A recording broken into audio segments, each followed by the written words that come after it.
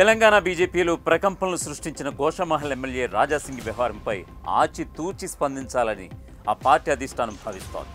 త్వరలో జూబ్లీహిల్స్ ఉప ఎన్నిక జరగనున్న నేపథ్యంలో ఆ ఎన్నిక ముగిసే వరకు రాజాసింగ్ అంశాన్ని పెండింగ్లో ఉంచాలన్నది బీజేపీ పెద్దల వ్యూహంగా కనిపిస్తోంది. ఇప్పుడే రాజీనామాను ఆమోదిస్తే పార్టీ శ్రేణుల్లో గందరగోళం నెలకొనే ప్రమాదం ఉందని భావిస్తున్నట్లుగా సమాచారం.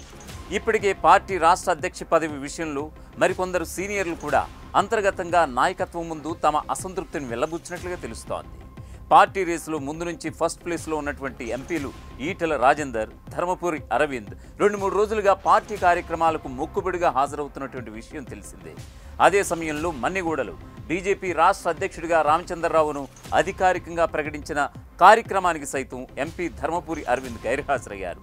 నియోజకవర్గ కార్యక్రమాల్లో బిజీగా ఉన్నందునే హాజరు కాలేదని ఆయన చెబుతున్నప్పటికీ వాస్తవానికి పార్టీ రాష్ట్ర అధ్యక్ష పదవిని తనకు ఇవ్వకపోవడంపై అలకబూనినట్లుగా బీజేపీ శ్రేణులు చర్చించుకుంటున్నాయి. బీజేపీ అధ్యక్ష రేసులో ప్రధానంగా నిలిచిన నేతల్లో ఎంపీ ఈటెల రాజేందర్ కూడా మన్నిగూడ సమావేశానికి ఇలా వచ్చి అలా వెళ్లిపోయినట్లుగా తెలుస్తోంది. ఈ పరిణామాల నేపథ్యంలో రాజాసింగ్ విషయంలో తొందరపాటు వద్దనే భావనలు బీజేపీ అధిష్టానం ఉన్నట్లుగా సమాచారం. రాజాసింగ్ సంబంధించిన ఓ ఫోన్ కాల్ రికార్డింగ్ వైరల్ అవుతోంది. పార్టీలో కొనసాగాలని భువనగిరికి చెందిన ఓ కార్యకర్త ఆయన కోరడం జరిగింది. ఇందుకు స్పందించిన రాజాసింగ్ హైకమాండ్ నిర్ణయం కోసం వెయిట్ చేస్తున్నట్లుగా చెప్పారు. ఆ ముగ్గురే పార్టీని నాశనం చేస్తున్నారంటూ ఆవేదన వ్యక్తం చేశారు. రాజాసింగ్ 2 రోజుల క్రితం పార్టీ ఆఫీసుకు వచ్చారు. ఈ క్రమంలో తనను నామినేషన్ వేయకుండా అడ్డుకుంటున్నారంటూ ఆరోపిస్తూ పార్టీకి రాజీనామా చేస్తున్నట్లు ప్రకటించారు. అంతటితో ఆగకుండా నాటి పార్టీ రాష్ట్ర అధ్యక్షుడిగా ఉన్నటువంటి కిషన్ రెడ్డికి ఎమ్మెల్యేగా రాజీనామా పత్రం కూడా అందించారు. దీంతో రాజాసింగ్ ఎపిసోడ్ బీజేపీతో పాటు తెలంగాణ పాలిటిక్స్లో హాట్ టాపిక్గా మారిపోయింది. ఆయన శివసేన వైపు చూస్తున్నారంటూ వార్తలు కూడా వచ్చాయి.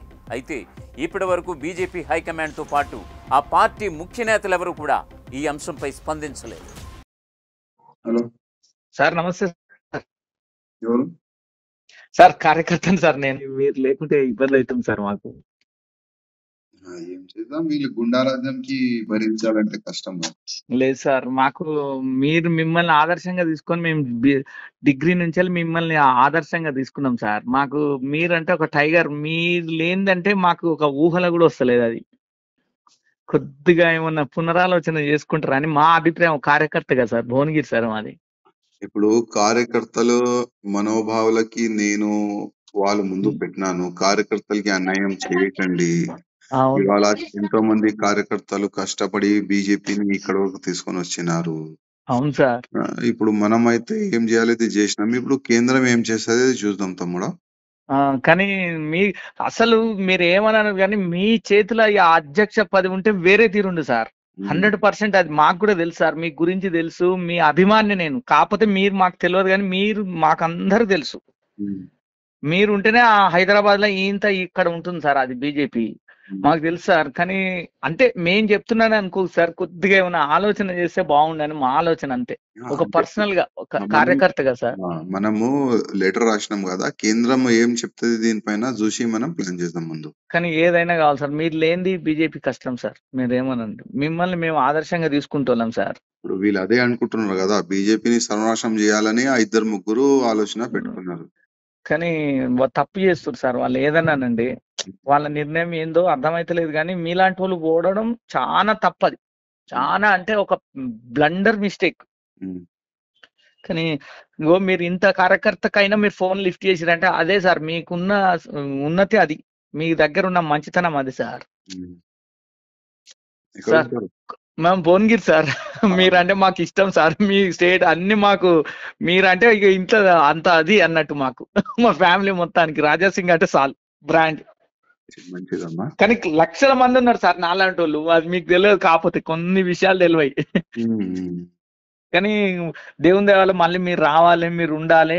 మాకు మీరు ఉంటే చాలు సార్. మాకు మేము ఇంత కష్టపడి 30 ఏళ్ళ నుంచి సార్. మేము మా ఆర్ఎస్ఎస్ కాలేజ్ ప్రెసిడెంట్ నుంచి ఏబీపీ ప్రెసిడెంట్ మీ లెక్క మేము.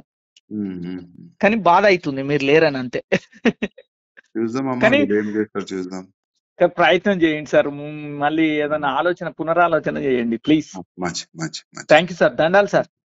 జై శ్రీరామ్ సార్. జై శ్రీరామ్. తెలంగాణ బీజేపీ నేత ఫైర్ బ్రాండ్ హిందుత్వవాది రాజాసింగ్ బీజేపీకి రాజీనామా ప్రకంపనలు సృష్టిస్తోంది. కొంతకాలంగా పార్టీ లీడర్షిప్పై అసంతృప్తితో ఉన్నటువంటి ఆయన ఇటీవల పరిణామాల నేపథ్యంలో ఇట్స్ టైమ్ టు క్విట్ అంటూ సంచలన ప్రకటన చేశారు. ఆయన రాజీనామా నిర్ణయం తెలంగాణ రాజకీయాల్లోనే కాకుండా దేశవ్యాప్తంగా హిందుత్వ వర్గాల్లో చర్చనీయాంశంగా మారింది. పార్టీలో తనకు అన్యాయం జరుగుతుందన్న అభిప్రాయంతో నిరంతరం తన వాదనను బహిరంగంగా వ్యక్తం చేస్తూ వచ్చినటువంటి రాజాసింగ్ చివరకు పార్టీని వీడే స్థితికి వచ్చేశారు.